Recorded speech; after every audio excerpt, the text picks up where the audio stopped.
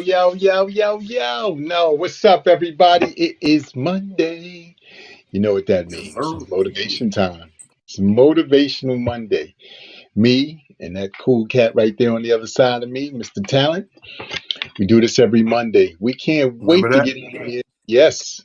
We can't wait to get on here and motivate you guys. Just drop some jewels, drop some nuggets, and just have a good time because it's Monday. We sort of kind of trying to get into gear. You like, not quite started like we'd like to. We figured we come So on hold up. here. You one of those dudes? Yeah, You're like yeah. Monday, you be It's, like, it's it's funny, you know what I mean. And here's what's so crazy. But first, before we get into that, how was your weekend, King? Talk to me. oh, it was great. It was great. The hell happened this weekend? Sent my cousin on Friday, but he passed away a week ago, COVID or whatever. And we such a big family, man. And it dawned on me, it's like there's a good thing about having a big family. The obvious reasons you just get a lot of love. But the bad thing is, as you do get older and you start to lose folk, it's going to happen a lot because it's so big of a family. So the average people immediately probably go 5 years and four funerals. You're going 5 years and maybe 20. You know what I Yeah, mean? So that's the only drawback of it. But I wouldn't change it for the world because the love definitely outweighs and outworths when you eventually have the losses. So that was Friday. And you know how we are, you know how black folks are. I got a real black family. And when we get to the repast, bro, the repast is a party. It's a celebration of life and us just loving up on each other. And I call myself, and look, first of all, this funny ass story, right? Where my barbershop is, there used to be there's this big brick building like directly across the street to like if you stand in front of the barbershop to the left, there's a big brick building. It used to be like some sort of money place, like Armory that stores, okay. them armed cars and all that. It's one of those places. So it just says recently, over the last couple of years, a couple of young people from the neighborhood that we grew up with, they acquired the property because that thing went out of business or whatever, moved away.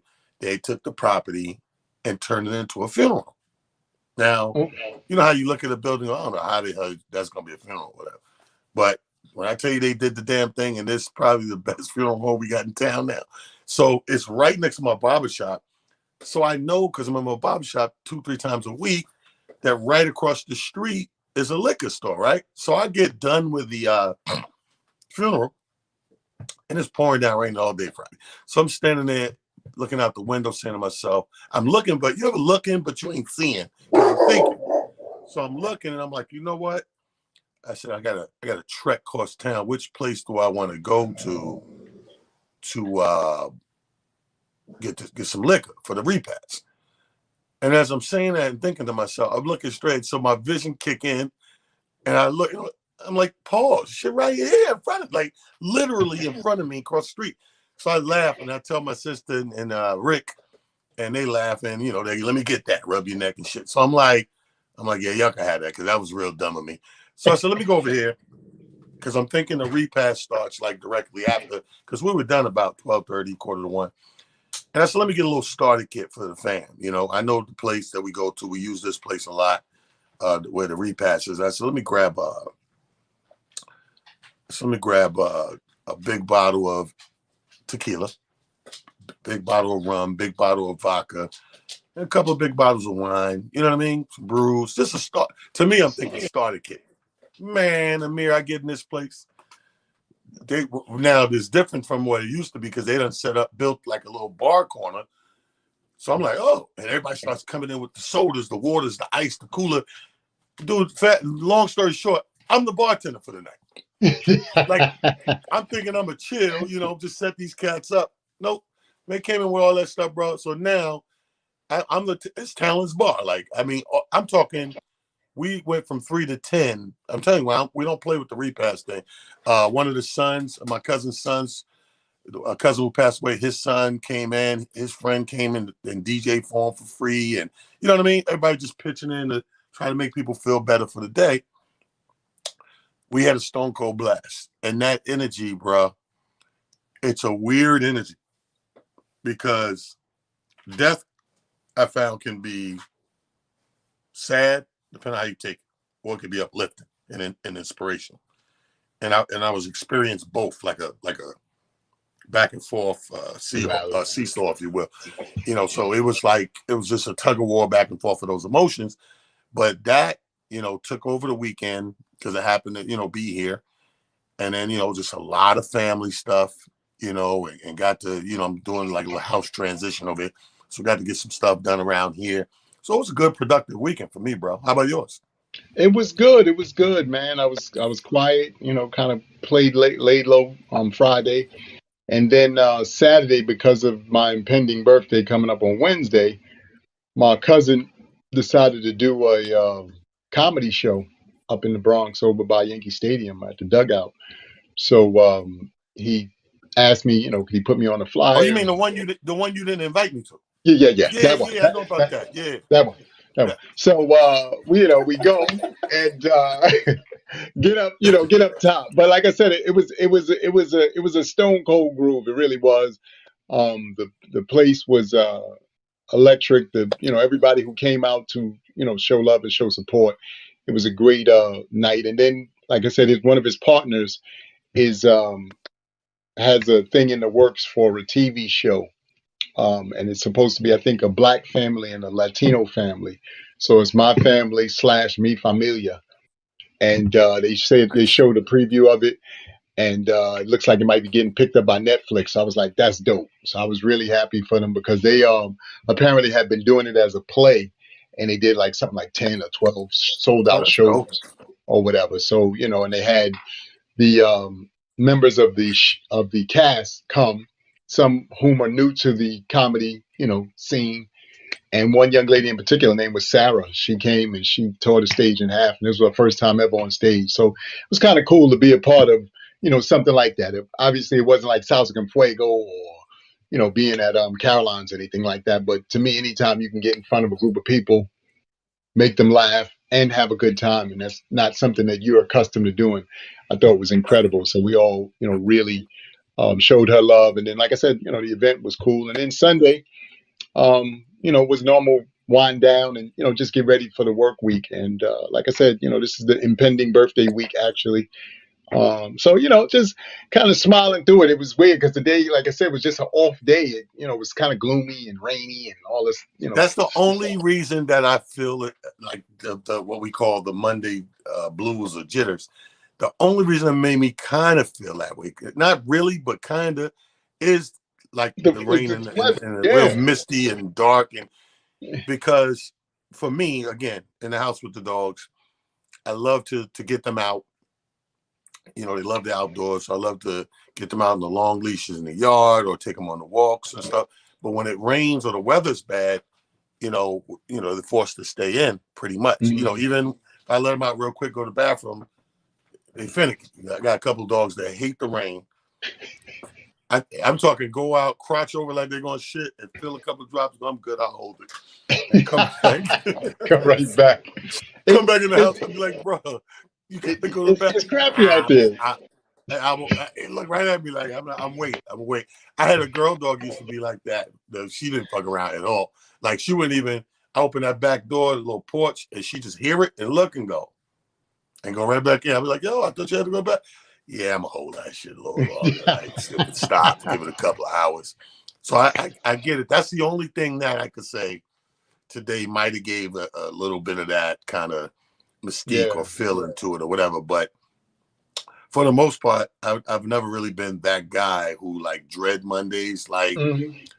I'm a go getter, so I actually look forward to Monday because I think this is the trick, and I'm gonna pass this on, and people apply it if you can. Maybe it works for you too. But for a long time, before '91, when I officially was a full-fledged comedian, I had a job like everybody else, part of the workforce, being productive. But my secret was, it wasn't even a secret. I think it was just like some driven greed shit or whatever. But my thing was, I actually look forward to Monday because my brain went to the end of the week. my brain looked at it like another, another week to get paid. So I Hmm. didn't separate the Monday. Actually, Monday was attributed to, okay, another week, get this money. You know what I mean? Let's get Let's go. It's yeah. Monday. Like, because Saturday and Sunday, like, let's say you have a boring ass Saturday or Sunday when, non-conventional, nothing happened, nothing major or whatever. Now you want to do something. Like, I don't know about you, but like, I only like doing nothing when I mean to do nothing. Like, I don't, you know what I mean? Like, I Yeah. only like, how do you say, what do they say? Idle time is the devil's workshop or whatever. Like, if I could be doing something and I'm not really, I don't like that. But Gotcha. if I'm tired and go, man, I just want to get home and kick these shoes off, bro, and get on my couch. Yeah. Now I'm planning to do nothing. I love that. But if it's like, you're sitting there like, oh, this weekend, I got this weekend off, I'm going to do some things, and it don't happen for you. Rain, the weather, whatever. You like this, like, I don't like that. So that's, the only way that, people could look at that. But I advise people, if you look at the start of your week, to like, okay, here you go. I'm making another paycheck. Now, that could be because you're getting close to paying a bill off you need to pay off. That could be because you're getting another check to stack and save. That could be, you taking this money and buy that thing you want or whatever it is. That's how I look at the start of the week. So I was never like, oh, fucking Monday. And thank God for coffee. Every morning's pretty much the same, and coffee gets that little boost in you, and you like, okay, what this day gonna be? What I make it. That's what I learned as I got older. Like, the day Yeah. was actually what I made it. That's true. First of all, that's such a great way to spend Mondays, or to, at least, like you said, give yourself a little trick to kind of jumpstart yourself. And I think we have, you hopefully you find those nuances for yourself, whatever they may be. One of the amazing things about a Monday, or about any day for that matter, is finding a way to make it work for you, not you Right, work for it. Make it work for right, you. And to your point, whether it's putting it, like you said, in a money situation, or just achieving some goals. One of the amazing things about achieving your goals is there is something to be said for the applause for yourself. I mean, granted, it's always cool when some of your friends and other people kind of chime in, "Hey, man, that was a great job, just that, third." But sometimes when you get to the tail end of something that you've been working hard for, secretly or publicly, there is great sense of accomplishment and joy in that. And I think that we have to, like I said, find what nuances work for us, because right. once you do that, it really does make everything else kind of go in motion. Funny enough, like you said, the weather was crappy this morning. I'm headed to work. I didn't have my headphones on. It was raining, this, that, the third. But there's a mix that I listen to on SoundCloud, and it gets me hyped every time. So I'm on the train this morning, and I was in my zone. I was, oh, shoot, I'm rocking. And it was just funny to see the people around me, because all of them are like, and I was like, it's not my fault you're in a bad mood. You might want to change your whatever it is you're listening to. I don't know what to tell you. If I pull these headphones I out right don't now, know what to tell you, you're gonna be rocking with me you. too. You know what I mean? Like but that's how you feel, because people, they, like I said, I literally see this morning on the train, people was giving me this. I'm like, why are you upset with me? I don't know what you're listening to. That's not my fault. You get you But some I better always, I music always selection. found that phrase. That's a funny ass phrase. I don't know what to tell you, sir. Yeah. You know what I mean? Like, but you feel so good Uh, behind it, because yeah, I don't know what to tell you. That's all you, sir. And if it's that not shit, that, we never took the time to really listen to how that sounds. It just sounds one like listen, sir. when you really listen to how that sounds, that is some very fucking sarcastic ass, disrespectful shit. Like, that's like, it is what it is, bro. I don't know. I ain't got no other answer for you. You know what I'm saying? They be like, yo, but I just bought this. Listen, but I spent 500. Look, man, I don't know what to No, do.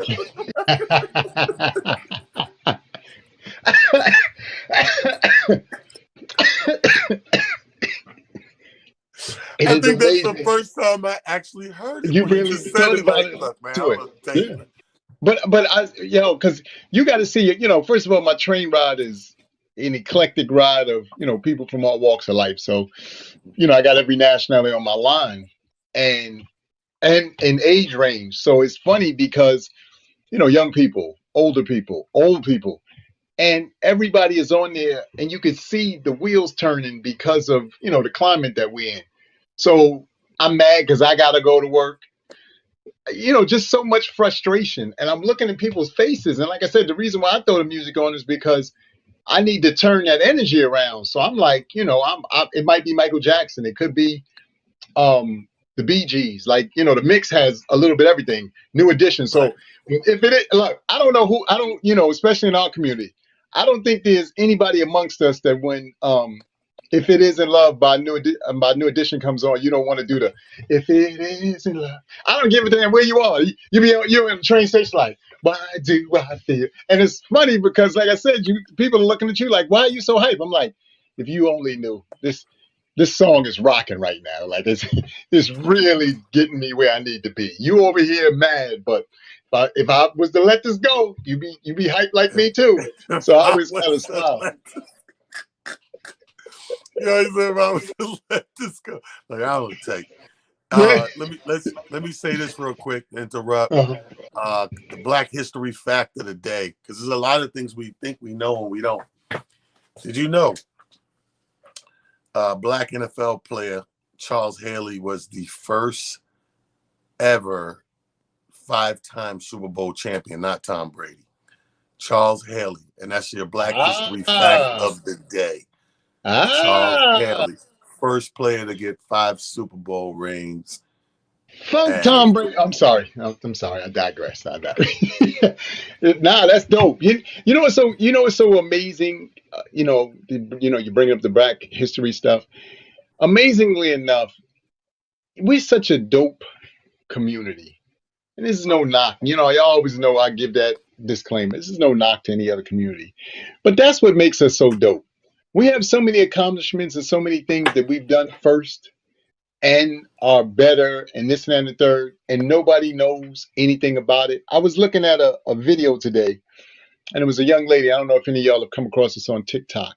And she was explaining that Aristotle, all of the Greek philosophers that they give so much credit to, they said each and every one of these guys spent at least 20 years or more studying in Africa and took what they learned in Africa back to Greece. Every last philosopher that they ever talk about, Greek philosopher, I don't care what names y'all come up with, they said they all went to Africa and studied for like 20 plus years and then went back to Africa and supposedly shared what they'd learned. The reason why I bring that up is because, to Talent's point, this is what I mean. This is the information that we don't have, the information that we don't know. It's the information that we need to know. And the real reason why we need to know this is because when you have a better understanding of self, and we need to have a better understanding of self, then some of us might not do some of the interesting things that we do. I'm not saying that we still won't have it. People do idiotic things and buffoonery and so forth and so on. But I think that once you kind of understand that at the core of who we are as a community, as a people, as a civilization, as I always tell people, we've done nothing but contribute to the world. When you really think about it, I know there was a fact given out today on another morning show that I was watching, and it was a testament to a woman who is apparently a part of the mathematics part of what later has become to be known as GPS. And on the show we were talking about it, I started thinking to myself, I said, Dag, it's interesting. You have her, you have the wonderful ladies who are responsible for, the first person landing on the moon, at least making his way back to, the Earth. And all of this is done through mathematics and and most of these are women. So again, when we start talking all this foolishness about who's the smartest, who's the best, this, that, and third, y'all stop. You guys don't hold a candle to us. There is nothing that you guys do that, one, we don't do better, and we do actually with less effort. I mean, like I said, the one fun fact that you said that you love about this month is you find so many things. There's another video floating around. I'm sure you guys have seen this one too. There's a young lady who's a figure skater who some years back she did this famous backflip that they say is one of the most deadly I moves that remember you could that. do in figure skating.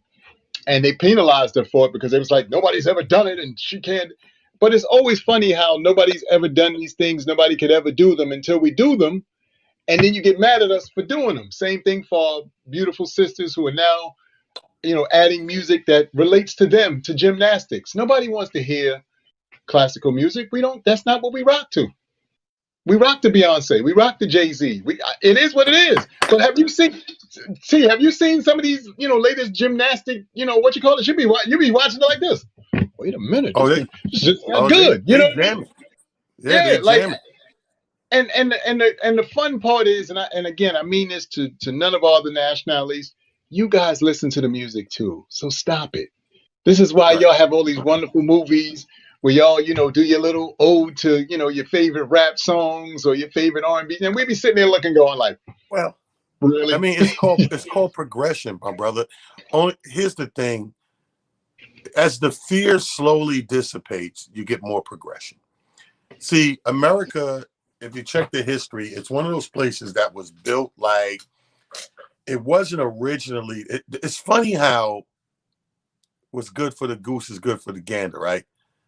Even though the people who so-called are the founders of America, even though these motherfuckers are immigrants, they didn't embrace the big fact of having immigrants.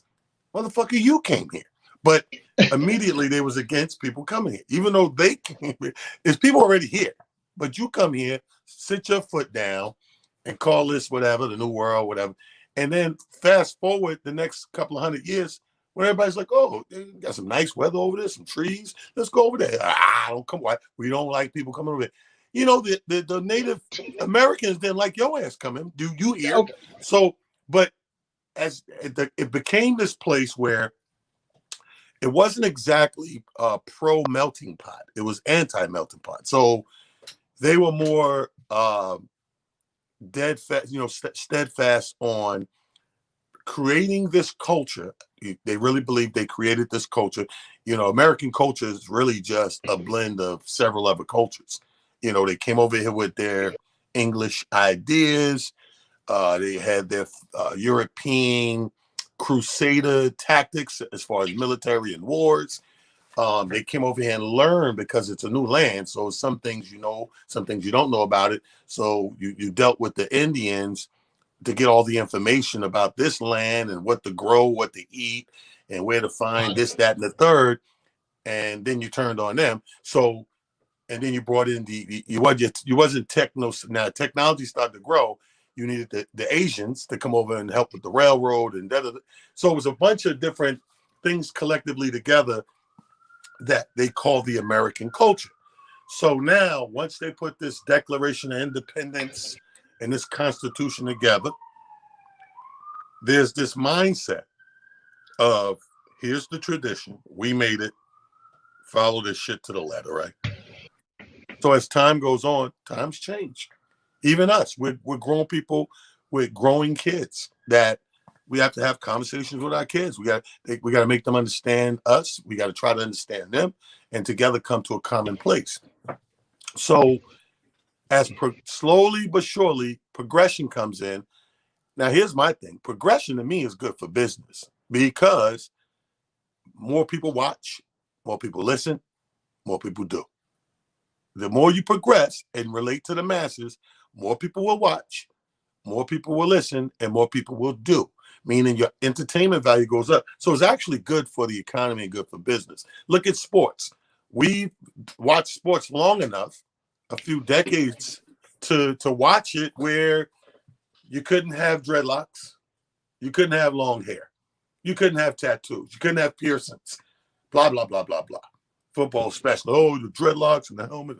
So now here we are. We're watching the game play. Damn near every player got goddamn dreadlocks. Now, all I ask is the niggas in the NBA comb their hair. That's a different thing. But the point is, once you let the progression in, you're getting more entertainment value, more bang for your buck, so to speak. You just said gymnastics.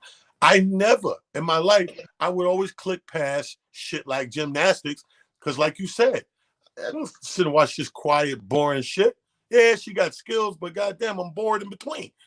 But Yeah. now, shit, you watch this shit like Dancing with the Stars. You like, what song she gonna pick? You,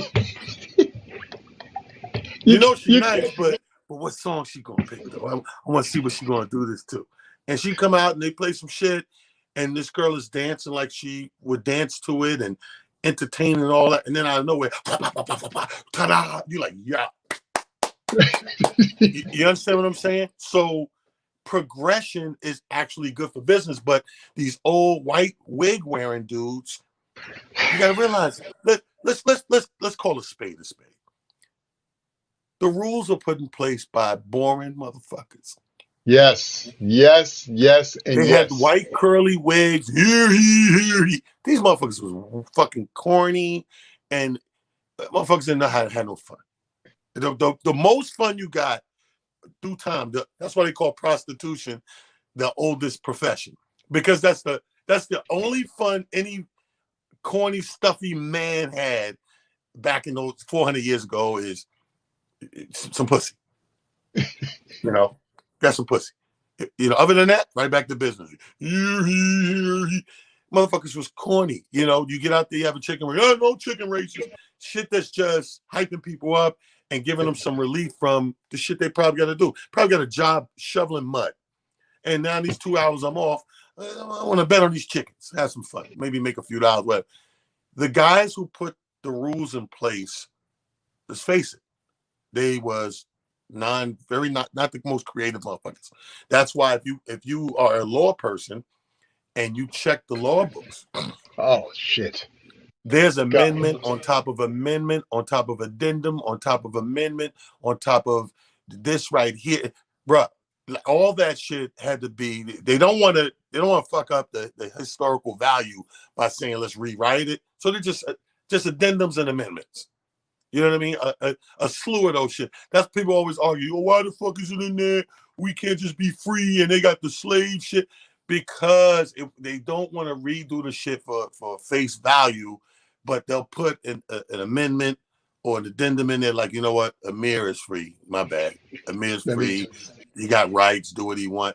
How about take that shit out and just swap it and make it official? But that's a swipe on what they call forefathers. You know what I mean? yeah. So what we need to know as a nation is the powers that be anyway, not us. We know because we started from the bottom, now we here.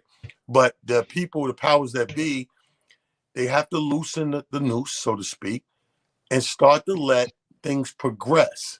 Because with progression, don't get me wrong, all things in moderation, but at least acknowledge it.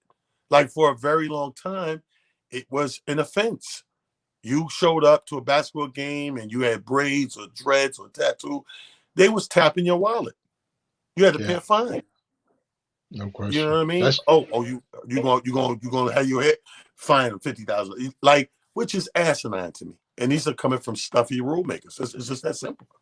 yeah. No, you're right. You're absolutely right. And it is funny to see the people go against the system. To your exact point, you have these people who stand up to the system, good, bad, and different, and in various walks of life. Like you said, we obviously look to the NBA. You look at a guy like Allen Iverson, who was like, "Yo, this is me. Y'all gonna hate it. You're gonna be mad about it, but it is what it is. This is how I'm coming. This is how we're gonna handle this situation." For those of us who work in corporate America, and I'm sure they were, just depending on what field in corporate America or what brand of corporate America you work in. I had a conversation over the weekend. A very good friend of mine, who I catch up with every now and again. Her and I had a really great conversation. She does a vlog, and she was trying to prepare something to speak about the late Bob Marley and his lyrics and what they were meaning to her. She's Caucasian, but she's always been, part of our diaspora, even from the time I knew her to where we are now. And the fun thing about it is, she was Black Lives Matter way before Black Lives Matter. But that was always, her. She just, she was loves our culture. She loves black men. She loves what she loves. But in speaking to her yesterday, we had this really long, maybe 3 hour conversation, and we were laughing about so many of the, differences and things that we, assume about one another. that we don't always converse about. So therefore, we take our assumptions and we make them law, or we make them in our minds be exactly what we want them to be and what they need to be. And I say all that to say, you're absolutely right. We need, as I think Marlene has put in the comments, we gotta bring the seasoning. This is why we get mad at y'all when we invite you to the cookout, and you cats come there and you bring the green bean casserole, you bring the potato salad with the raisins, and like we don't do that. Don't do that. Don't do that. But this is what happens because we already gotten everything to where we needed to be. To your point, even about, like you said, repasses. Repasses have to be some of the most interesting download parties ever in the history of anything that you do. Everything from the food being incredibly amazing to what is either bought and or made. Because you know us. We would look, it doesn't make a difference where you go in the world. This is a black question at anything with his food prepared. Who made the potato salad? Yeah, we gonna ask that. Don't make a difference. I would look. I don't care. That's a real question for us. You look. And then then you just have some things that are just funny. Like you said, we laugh because this is why you got to stay motivated and have a good time. So somewhere today, I think early this morning, I saw something where Bow Wow was saying he's never had collard greens. So, and it could be Who? true. I don't know. Bow Wow was saying he's never had collard greens. So I'm looking at the video and I was thinking to myself, Bow Wow, I'm almost mad that you brought that to the world. So you were supposed to quietly You never can tell take me that about with you. that. Yeah, take Yeah, that don't with you. don't don't. That'll get you uninvited to the cookout quickly in our guesstimation. Sir, how did you go That's this a long and that's an you never? attention getter, bro. That's an attention getter. So That's to get somebody to talking about something. That's right there with Lil Wayne. and I and haven't ever and experienced any race. yeah, and but it makes me smile because to that point, for a gentleman like Bow Wow, for a person like Lil Wayne, for a person like Kanye, first of all of y'all have attention already, guys. If y'all are really struggling with attention at this point, again, I don't know what to tell you. You got to get your That's life some funny together. shit. What is All right, hold on. wrong? Like you, Let me uh get to these couple little things. Motivation yes. Monday. Welcome everybody. Thank y'all for hanging out with us again. Back to the Black History Fact with Charles Haley. Now, here's even more impressive. How many seasons did Brady just play? 20, 19? 22. I thought it was Might be over. 22. 22? It's 22. I think it's This 22. guy got it done in 89, 13 seasons. See? Charles Haley came into the league in 86, San Francisco 49ers. He did 5 years there, 86 to 91. Then he went to Dallas, 92 to 96, 4 years there.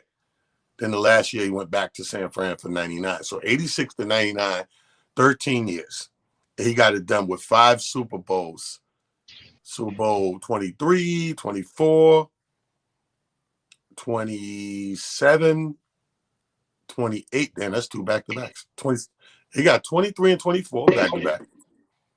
Came back, got 27, 28 back-to-back. Now, that was with us watching One, them mostly on San Fran. And then the last one was Super Bowl 30. So we're on, 50-something now, right? yeah. 5-time Pro Bowler. So we want to take our hats off Black History moment of the day with Charles Haley from the San Francisco 49ers and the Dallas Cowboys. Yeah. That's the true first Yeah. dude with Yes. 5 Super Bowl Lombardis. Okay, so today's Motivational Monday. What I want to do is I want to shift gears and energy towards the workplace. Some of us work at a place for a corporation or a business or a company. Some of us have our own business or entrepreneurs. Either way, you need the same mind to go in motion and make progress. We talked about progression for quite a minute. Progression is important in anything. And speaking of entrepreneurships and stuff, like in England, it's funny because there's a pub the oldest club in Britain, the oldest pub in Britain. This pub has been open for more than 1,000 years. Think Wow. about this. Yeah, let that sink in. More than 1,000 years, this English pub is, and it's finally closing now, due to Damn. obviously the pandemic, financial COVID and problems. stuff. Wow. Yeah, over there, if anybody's been watching news, like England, they probably was one of the few places worse than us with the lockdown and all that stuff. Open to the public in Great Britain for over 1,000 years, and now it's closing the doors, and that's something to be said. Sometimes it's okay. If it's a Yeah. family business and it done made it through 5, 10, 15 generations, it done got way more than its mileage out of, the conception and inception of the business. A lot of business, now here's the thing. Some people are entrepreneurs. They start something that's great, becomes grandfathered in, if you will, staple in the community. And the community looks at it like this place is this, and they bring, that's just whatever. And obviously, the people who started that business had a certain level of motivation to get it to that point. Now, here's a problem, because all of us are parents. We've all done something or working something right now. And our end goal is that when we're no longer here or we're out of the game, to leave our kids something and they can make something of it and push it forward. Now, your kid may not have your same motivation. I'm going to give an example of a place called the Manhattan Proper in Queens. The Manhattan Proper Cafe in Queens sat on 217th and Linden Boulevard, Cambria Heights. It was a staple, period, just as a bar, as a cafe, restaurant, bar. It was its own staple there, but it would turn out to be one of the most intricate places to have a part in this comedy movement that you can see the Kevin Harts and the Mike Epps and the talents and Monteria Ivies and hamburgers, and everybody had to come through there. It was one of those places. It was a staple. Every Tuesday night, cars down the block, double park, motorcycle club. I mean, you couldn't get in this joint. You wasn't there by 10 o'clock. That was your ass, and that was that. But it was that kind of place, right? Historic. So fast forward, I think this maybe we're talking about, I'm not good with years, but I'm just going to guesstimate about 5, 6 years now ago, where the actual founders of the place, they was passed away, the father. So the kids didn't have the same motivation. They didn't have that love or energy for it. They could care less, as a matter of fact. And, it went into the whole, okay, let's sell this bitch. What can we get for it? And they did. And the Korean guy who owns the Chinese restaurant and the barbershop right there, he just gutted that sucker out and turned that shit into a hair supply store, beauty supply store. The motivation to be an entrepreneur, we talked about this at the top of the show. You really can't afford to have that Monday blues. Mm. You understand what I'm saying? Now, Yeah. to me, it's a difference. And I know people got to be honest. You move different when it's yours. Yes. Am I right? Yes. If I had a dollar for every time I got in a fight or curse somebody out because they fucked something up, that it's mine, but they're working with me or working for me or helping me, and they don't do it right or whatever, you got to realize you just move different when it's yours. So when you're clocking in for IBM or Johnson & Johnson or Verizon or Con Ed, whoever you work for, you have a different drive and a different thing. Yeah, when you get to the job and you get to work in, you're going to try to do the best you can or whatever the case may be, most of us. But you can't tell me you don't move different. Your motivation level is different to get to somebody else's thing as opposed to get to your thing. Yes. Because you figure, first of all, we look at things different on size. So if we work for a big corporation, say like a Con Ed, we know it's tens of thousands of workers for Con Ed. So we're not looking at it like what we do is going to fuck the whole company up anyway. But an entrepreneur is. That one item that They may say, oh, throw it away. We got more of those, whatever, because that they can write that off in the bottom line. That entrepreneur don't have that luxury. So Yes. every little item is like, oh, what the fuck? You know what I mean? So we have to figure out a way to have that motivation in place no matter what. Because this way I look at it, like I just told you, when I had a day job, I had that same go-getter energy because, again, I'm looking at the week starting over. I'm going to get paid again. It wasn't, I realized back in the 80s and early 90s, we didn't have this shit y'all got right now where y'all get paid every 2 weeks. Or whatever. You We ain't got never paid lied, every man. week. Remember that shit? Straight up. Yes, yes. It's Back in the day, it wasn't no, I got to work for 2 weeks before I get that first check. bi-weekly. I got paid when I worked. Yes. And it's funny that you brought that up because you're absolutely right. There is a different sense of urgency. There's a different sense of consistency. There's a different sense of being accountable, and especially when it's yours. Like you said, other people's, you duck and Not so dodge some much. stuff, maybe cut Right. some corners here and there, whatever. But when it's yours, if you're really trying to make a go of it and be successful, then you do everything you can to really focus on seeing, everything through to its finality. Um, and I think that, for anybody who's going to see this and anybody who's on here who already is an entrepreneur, those are the words that you have to sort of write down and keep in the back of your mind. Consistency, um, staying flexible because you got to make adjustments on the fly sometimes, especially like I said, when you're your own entrepreneur. Fact. And then, big thing that you have to do is just stay in the game. So many of us, and this, like I said, this goes for both worlds. We don't stay in the game long enough. You get discouraged by one or two setbacks, and you just like, you know what? Forget this. I don't need this, whatever, whatever. But the interesting thing about usually being in that position, that next step is the one that may push you over the top, may give you that momentum that you've been looking for. And let's be clear, because this is something and this was a train of thought that I just had, based off of last week and the way we do sometimes as a community. And this isn't everybody, obviously. Again, these are individually.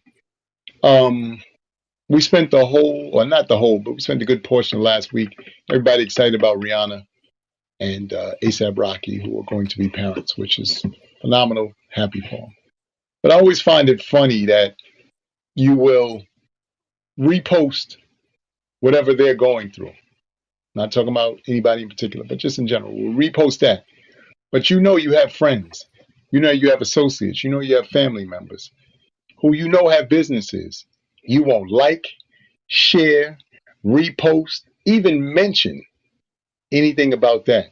But you care about Rihanna, who already is a billionaire, first and foremost, and ASAP Rocky, who's a millionaire a couple of times over. I just find that so funny and interesting to me because the first thing I do when opportunities come my way is I go through my Rolodex of people who are already in my circle and go, who could I plug into this opportunity? Why? Because if we're not plugging each other into opportunities, then who will? Who will, y'all? They don't Yeah. look at us the same. We got to plug ourselves. We got to plug each other into opportunities. If you know somebody in your circle has a skill set that is perfect for a, a problem that comes across your plate, the best thing you could do is plug your people in. And here's the other side of that, and I mean this humbly because I want everybody to hear me when I say this. If the person says to you and or decides to break you off for the connect, great. But if they don't, know that doing that small thing still was the right call and the right play to make. Because as talent is mentioned on several occasions, especially here on Motivational Monday, the bank of karma is always filling out. Always, Always. man. It does never take a break. Yeah, Never takes a break. you got to be careful. And like, so when we talk about entrepreneurs, who fits under that umbrella is an artist. You know, an artist in all actuality, no matter your art, if you're an artist, you're an entrepreneur. believe it or not. Even if you're signed to a label or working with production, whatever the case may be, you're an artist in your own light because of whatever it is that you put out. You know, whether it's, you know, you're a rapper and your lyrics, you know, you're Kanye and your beats, you know, with your lyrics, you're singing R&B, whatever it is. So I respect, like, say, like an NDRE, who's an artist who shed a lot of light on something that was about to be whitewashed.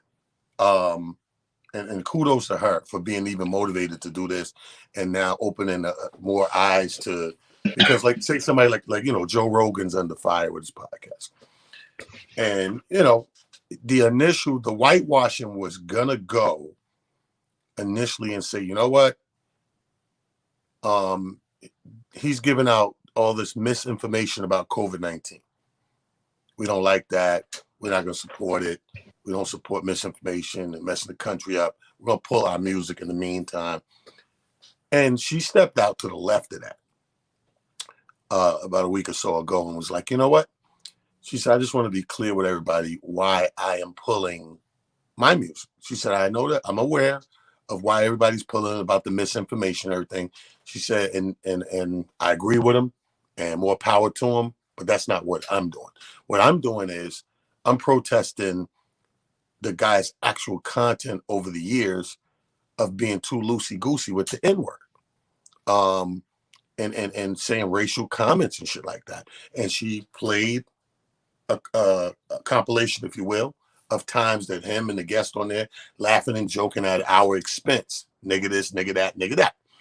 And one story that stood out the most was, I guess he's telling a story about getting dropped off at a movie or a neighborhood or something. And he's like, asked the Uber driver or the cab driver, oh, is this a good neighborhood? Yeah, it's all good. He said, when they get out there, they open the door, I guess, going to movies. He said, dude, it was like Planet of the Apes. Really, nigga? Yeah. 2022, this is where we are. But it's countless times that they're having banter and just throwing the word around like it ain't nothing. You shouldn't be uttering the word, period. But you're not only uttering the word, the context in which it's all being used is ridiculous. So now this is a woman who takes entrepreneurship seriously and said, you know what? I'm pulling my thing. She said, you got to figure like this. All the black music, she said, you know, music and all that stuff's built on our backbones, and we get a percentage of a penny. But Spotify as a corporation will go and pay this guy to keep his podcast going for numbers $100 million. You'll flat out give him $100 million, but we got to split a penny over here. And we're the driving force of what this is. This is a streaming service. Now, one thing that's come to light as of recent in the last couple of days is, so after he goes under fire, I don't know if people pay attention, but Joe Rogan comes out.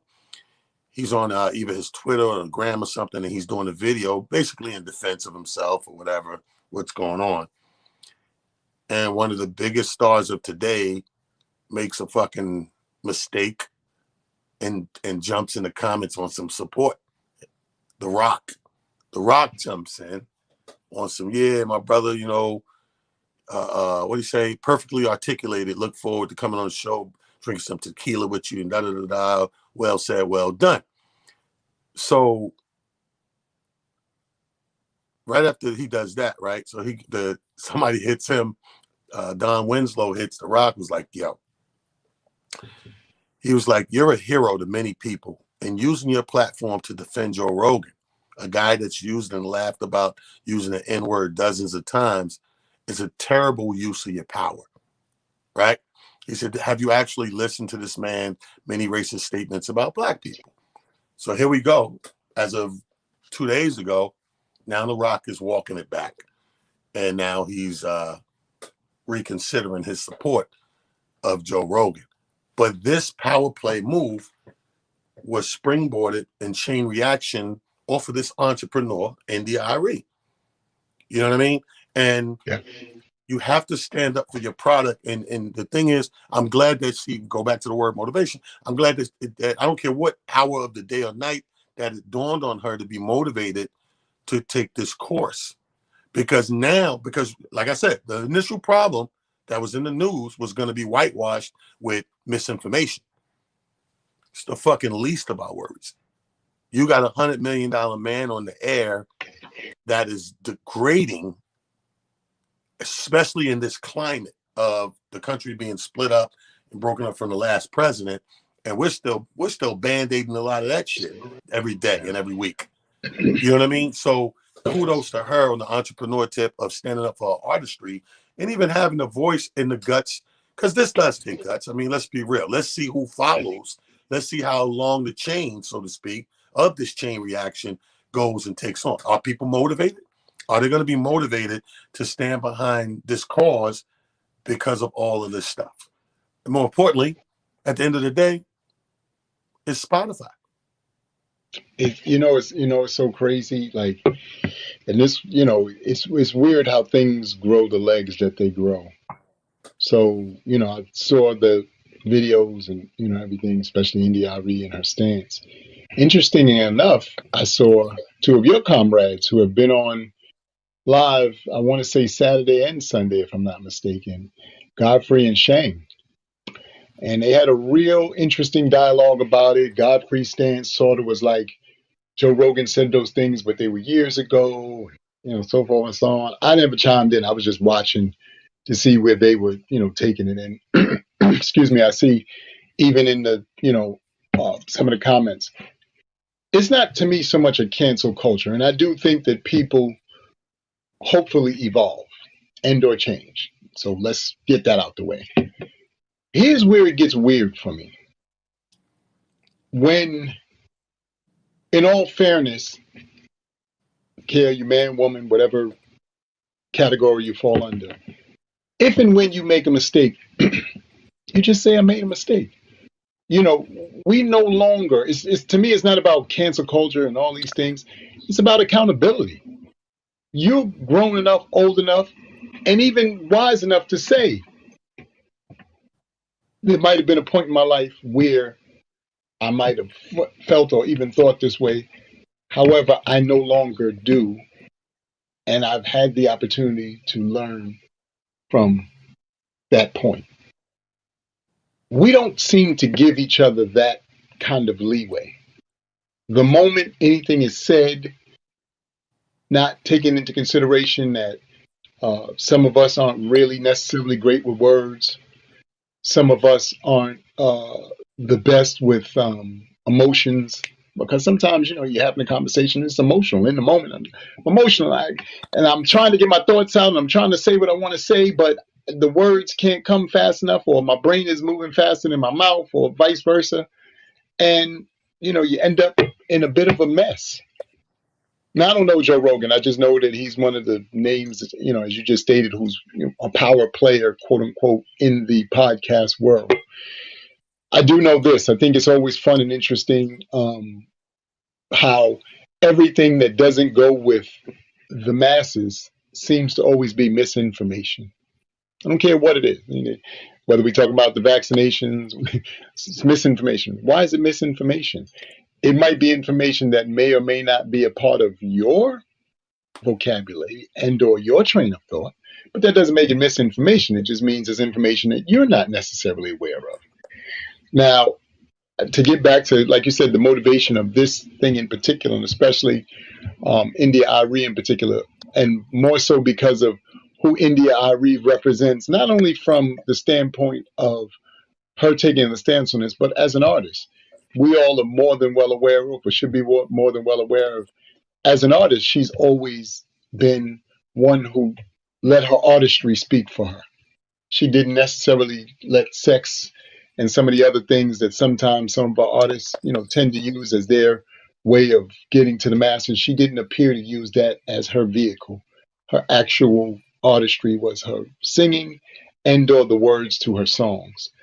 So I think that you're absolutely right, T. We've got to get to to me a better place where we start delving into things a little bit deeper, but we also got to understand that in the healing process, apologies and or accountability go a long way towards us getting to a space where we go, okay, I understand. Things are better or whatever. Now, I'm not using this as a way to forgive Joe Rogan because I think that there are words that we just shouldn't use. Just like it's interesting that you bring this up and everybody goes ape. But the amazing thing is, like they've been showing this meme that's been going around of that little girl who integrated schools, you know, as many years ago as she did. And I think it's 54 or something like that, if I'm not mistaken. And now the same people who threw rocks and or shouted racial epithets at her are grandfathers. And you don't want your grandchildren to go, "Hey, granddad, did you had something to do with that?" So it goes to show you the hypocrisy of this place and the foolishness that we sometimes really have to endure and process different. And this is why, I always say to everybody, we're walking traumas from so many things that it's almost scary. Like sometimes I really do want to applaud us for all of the things that we managed to accomplish because of the trauma that we really live in on a regular basis that most people don't have to live in. They don't have to live in that. You don't have to Right, live right. in a situation, you know what I'm saying? And have people, say things and or innuendos that then they look at you and, go, I don't understand how you were offended by that. You yourself last year had a moment with, like you said, a fellow person in your artistry. You're gonna do right. He's gonna do the right thing. I'm sorry. Did I say that? I don't remember that being a part of the conversation. You just assumed something, and then tried to make it a normal thing, as opposed to wait a minute. This is a man who I've worked next to and been around, and has always shown me the courtesy of giving me work and/or putting me in a position where I could win. That No, doesn't take that's correct. I mean, precedence. here's the problem. You, First of all, I know Joe, you know, on a comic level, and not a bad dude. But I have a thing. I have two things. One thing, I have a thing with people doing massive wrong things, and you know better. I think we're human. I think we all slip up and fuck up sometimes. I think that to be true. But then there's the things that we know better, and we do it anyway. And that's a little harder. That's a little harder to walk back to me. And then the second thing about apologies, even if you apologize and I accept your apology, like, okay, I hear you, boom. A lot of people say forgive and forget, but the reality is, can you really forget?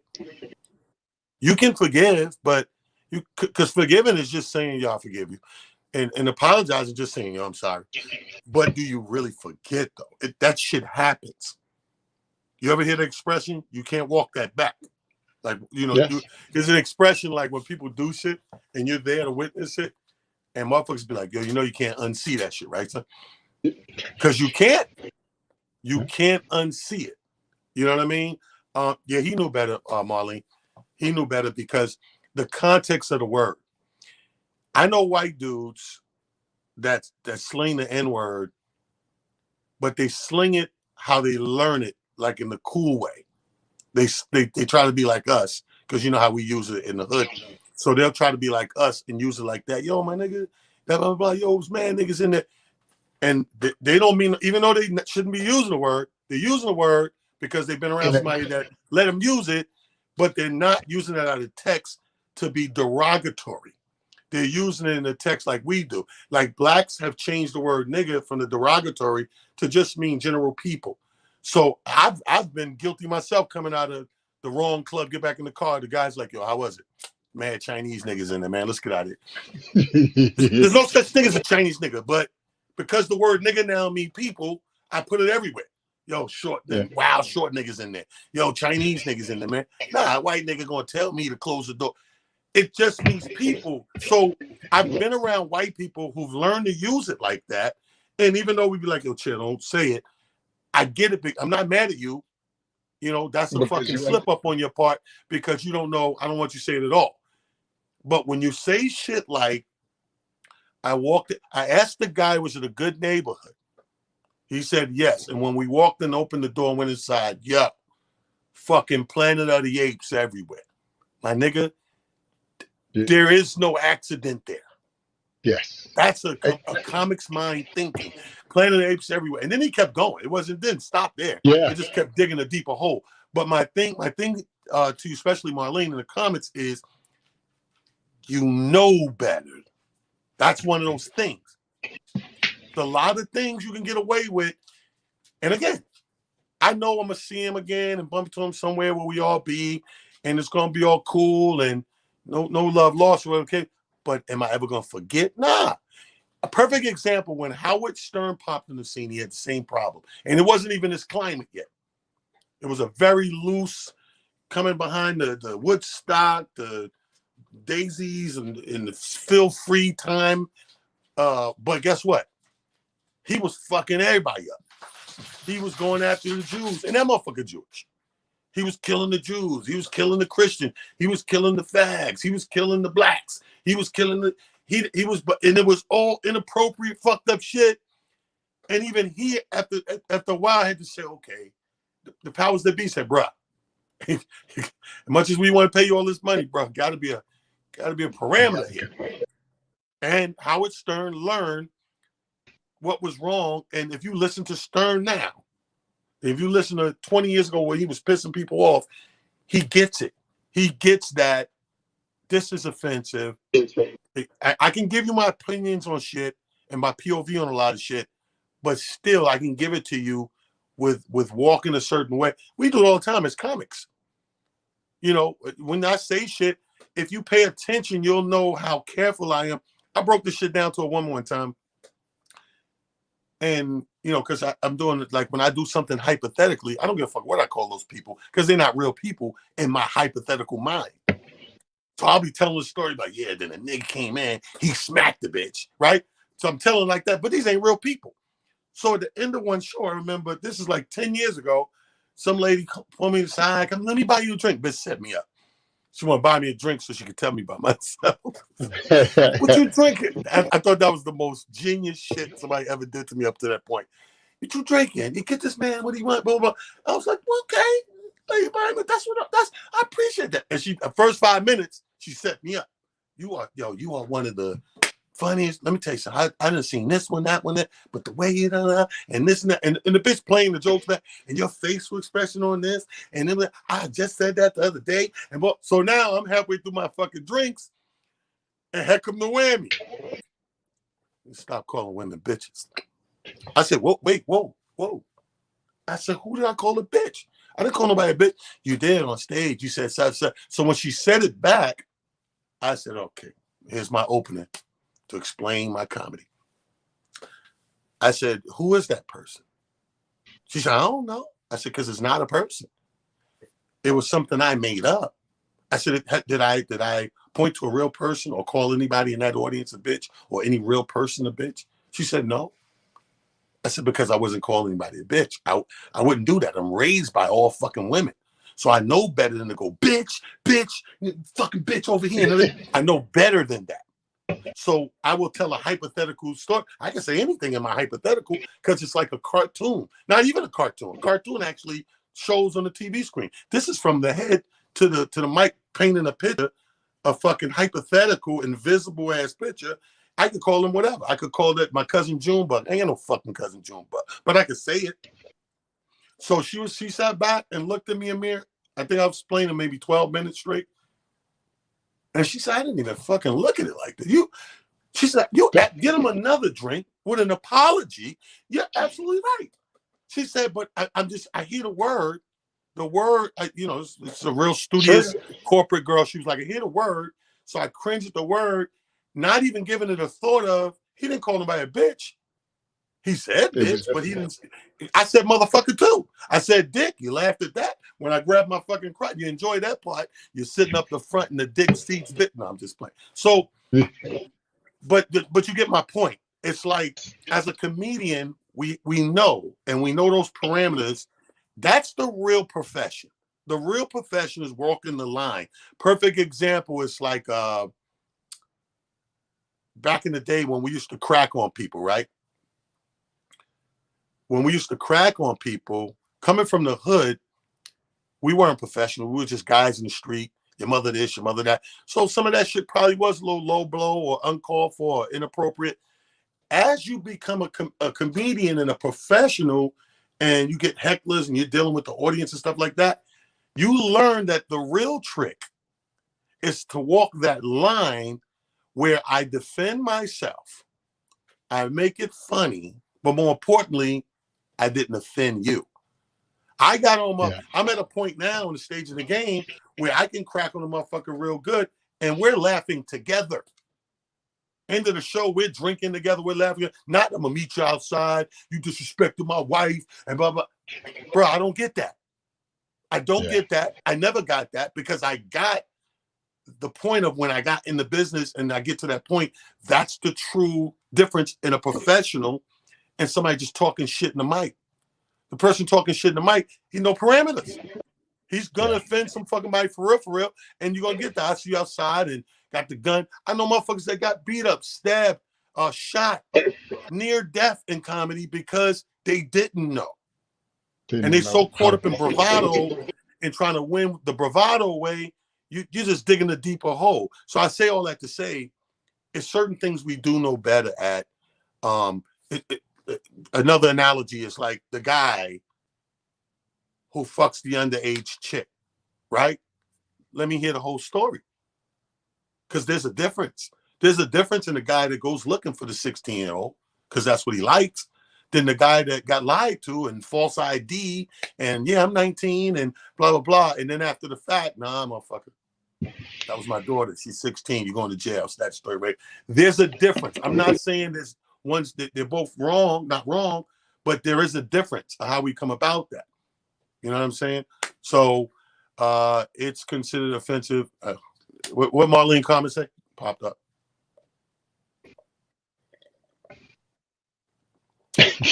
Marlene, she's trying to fight you tonight, I guess. She said it's considered offensive to many women, but it adds context to the story. Should we cancel you? I don't know. She's trying to get you tonight. Yeah. She's probably drinking early. Here's the thing. It's things that words that we prefer not to use or hear, but offensive is a different word. It would have to be a person that I would have to offend to be offensive. Like you can't just offend nobody or something invisible that's not there. Yeah, don't get me wrong. If I called that lady a bitch, she has every fucking right to be offended. Just like the fag joke. When I do the fag joke, I remember the first time I got this joke where I say, if you come in, you busting a nut missionary, you're a faggot, right? Kill yourself. And here I am doing this fucking joke, and it was one of the biggest laughs I've had. So I've been doing this shit for a year and a half straight. As a matter of fact, it became one of my favorite lines. I can't wait to get to it. I'll be on stage, and I know that shit's 25 minutes. The whole time I'm like, wait till I get that. In my mind, right? I'm like a fucking kid. Ooh, I can't wait to get this place. So I go to Fayetteville, North Carolina, bro. It's 400 people in this fucking room. This pre-COVID, so it's packed. And there's a long table, gotta be about 25 chairs going across literally the front of the stage. And it's just reserved all the way down. 25 chairs, 20 reserved. So when we walk in, everybody's in this bitch except for this reserved table. And we're sitting in the corner. I think the host is up or the first comic or some shit. And in walks 25 homos to fill those seats. So I'm sitting on the side. We all see the shit. So the couple of comics that roll with me, they laughing because they like, oh shit, right? They turn to me and go, hey, T, I bet you ain't gonna do that joke tonight, right? I said, what do you mean? They said, look at the front. I see these ain't no regular gay. These motherfuckers flaming. These niggas came with glitter and yarn. So I'm like, yo. I said, oh shit. So I'm sipping and I'm really saying to myself, well, damn, T, might not do that shit tonight. Like, you don't want to offend no fucking body. You know what I mean? But then the comic in me says, yo, a real comic don't bail, bro. It's a funny fucking joke. It's not it's an oxymoron of offending, right? Because the punch is, I go, yo, I say, if you come a missionary, kill yourself. And I say real loud, you fucking faggot, like that. And the room usually busts out laughing. But now I'm in front of 25. They the first line of defense. So and the punch is right after you say you're a fucking faggot and they laugh like you're being disrespectful. You right after it's like a beat and you go, no disrespect to the real faggots. And there's another big laugh, right? So here I am, 25 minutes in. I'm like, I'm not as excited to get to it, but I gotta stand my ground. I said, kill yourself. But I don't look at these motherfuckers, right? I look out into the sea. I'm like, kill yourself, you fucking faggot, right? But I can see out the periphery, there's a beat where they're like, this, just a beat. And then on the second part, I look at them with my arm extended and I go, no disrespect to the real faggots. And they fucking lost it.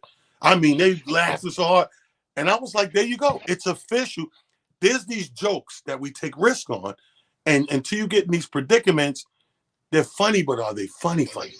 That's when I knew that line was funny. When 25 fucking faggots was like, I was like, oh shit, that's funny. It's like when I first started doing Biggie, I was on a tour date with Junior Mafia. So I had been fucking with it at home with myself, singing along with the records, but I've never done it nowhere like live. So I was like, you know what? Before I get out here, start doing this shit and have niggas in Brooklyn ready to kill me, let me make sure they understand where it's coming from and a homage point, but it's funny. I did a shit, man. I'm on tour. I'm opening up in Savannah, Georgia, bro. I go up there and open with that shit, and then I do it. And, at that time, it was the first time, so it was a longer bit than I do now. And I go into the whole voice and talking to Puff and all that shit. And then I go outside. So after they're finishing up, we all in the same limo. I get in the limo first. And I'm sweating in this fucking limo like they either going to come in here and kill me or this joke's official. And come Lil Kim and C's jump in the limo. They sweating, running for the little group. And shit. Oh, the door closes. Oh, man. That nigga C said, nigga. I said, oh, shit. What's up? The nigga, you kill that Biggie shit. Nigga, that shit. I was like, boom, light bulb, green light, and never look back. You know what I mean? Yeah. But it's those moments in what we do, man. I know I went over and we fucking, overtime and everything, but these things had to be said. I think we covered a lot of the key words we wanted to cover was the motivation thing of entrepreneurship, working because Monday's that sluggish day, supposedly, or whatever. But I think we got it done, man. You know what I mean? This is your boy, Talent. Amir, close us out, baby. Hey, again, it's Motivational Monday, y'all. We heavy into Black History Month, quote unquote, but it's Black History Year for those of us who really know how much stuff we have to cover. Do yourself a favor. Find out about yourself. Share that information in your circles. Make sure the people in your circles know. Because when little boys and little girls know that they come from mathematics, sciences, doctors, and so forth and so on, then maybe they don't want to be the next great singer. Maybe they don't want to be the next great basketball player or baseball player. Some of them might want to go back to what we already genuinely knew. We're great at everything. So let's do our best to try to share that information. Let's do our best to try to round out our community and ourselves. And most importantly, as I always tell y'all, take this with you. It's nice to be important, but it's much more important to be nice. Utilize that. Take it with you. Share it with the world. I promise you, you see doors and all kinds of things opening that you never thought possible to you. I love you. I salute you all. Blessings to you all for tuning in every week and for making us a part of what it is you do. I appreciate you. I love you guys. Thank you.